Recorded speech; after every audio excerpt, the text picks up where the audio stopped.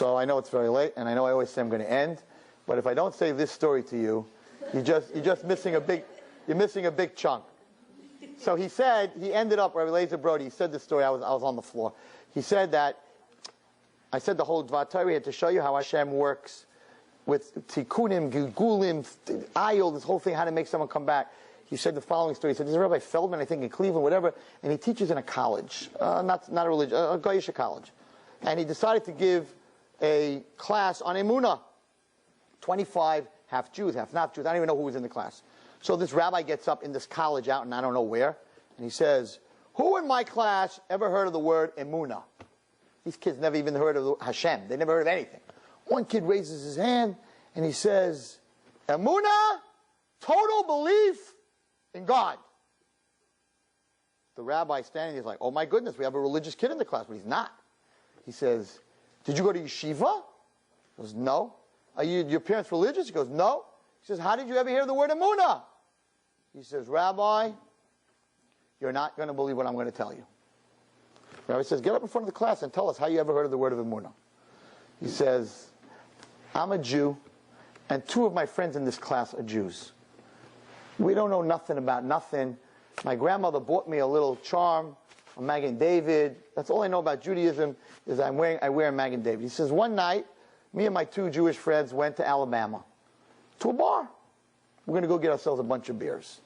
He says, we sit down in Alabama, in this bar. I'm wearing my Magen David, and this girl waiter, right, barmaid, comes over and says, yo, can I get you boys a drink? I say, yeah, get us 3 beers. She goes, hey, man, you're wearing a Magen David. You must be Jewish. He goes, yup. She goes, well, check this out, man. She puts out her hand, and there's a tattoo on her hand, E-M-U-N-A. The guy goes, what's that? She goes, that's Emunah. She goes, you're not going to believe how I got this tattoo.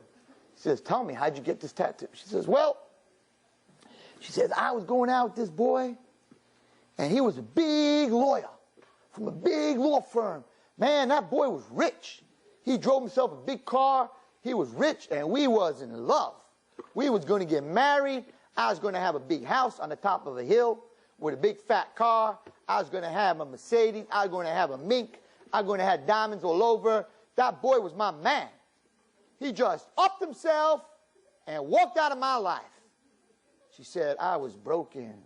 My heart was broken. I was depressed. Life was over for me. She goes, the owner of this bar, he's a Jewish man. He said, whatever her name was, Colette, I don't know what her name was, Eileen. He said, Eileen, you look depressed. She goes, yeah, my man, he just upped and left me, man. He said, you look very depressed, Eileen. I just read a book. I just got a book from one of my friends. It's called The Garden of Emunah from some rabbi. It's a true story. It's a true story. Said, Eileen, you read this book, you're never going to be depressed ever. She said, boys, I took that book. I read it from one end to the other. Good book. I didn't believe one word that rabbi said. She said, 2 weeks later, I get a phone call from my girlfriend. She says, Eileen. She goes, what? She goes, you read about your boyfriend in the newspaper?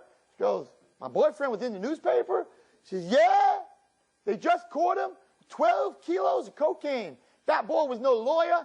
That boy was a drug dealer, man. He was just doing drugs. He ain't no lawyer. He needs a lawyer. She turned around. She said, I looked up at heaven. I said, God, that book that man wrote, that's right. You always watching us all the time. I thought that was a lawyer. That was a drug dealer. I would have been dead the rest of my life. I would have been in jail. God, whatever that rabbi wrote is true. I have Emunah. She said, I upped myself. I went to the tattoo king down here. I said, you put a tattoo on my arm, you write E-M-U-N-A, Emunah.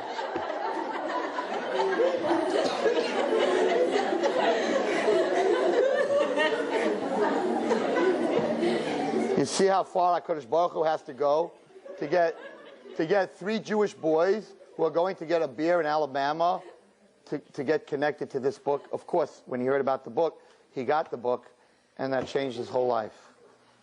Hashem never gives up on his children, ever. ever, ever. For Chava, he had to go through everything he went through, that Chava could be masaken, what she did. For these 3 boys drinking a beer, he had to have this girl go through everything that she went through in order to bring them back. Kadosh Baruch Hu is always there. Sometimes he plays hide and seek. Just got to look for him. If you look for him, he'll show himself. You'll find him. Sometimes the shower curtain will move a little bit, and you realize that there's something behind that shower curtain that you want to find. You just have to look. We're so busy on our computers and our cell phones and our TVs and our DVDs and the news and everything we're so wrapped up in that we don't get a chance to even look for him. Don't ever say that I've called on him and he didn't answer. I've called on him and then I've turned around. I just want fast, like putting it in the, God, now, front, center, where are you? Doesn't work that way. It's not kosher delight. It's not steak sandwich in 2 minutes. It's not popcorn, when I was growing up. You know what it took to make popcorn? Oh my goodness, a frying pan with oil, with ganzameister. The stuff was popping all over the kitchen. You have to pick it up and put it back in now. Pop it in, 2 minutes, microwave, with butter, without butter, extra salt, less salt, just pop it in. You guys don't even know what it means to look for something. You don't even know what it means to look for something. Everything is brought to you. You don't have to look for something. But there's one thing out there that's just worth the work. And that's HaKadosh Baruch Hu, and that's Emunah. And if you look for him, something will show up smiling. It may not be a gopher, but it'll be something. Shabbat Tzlacha and Bracha and a good week.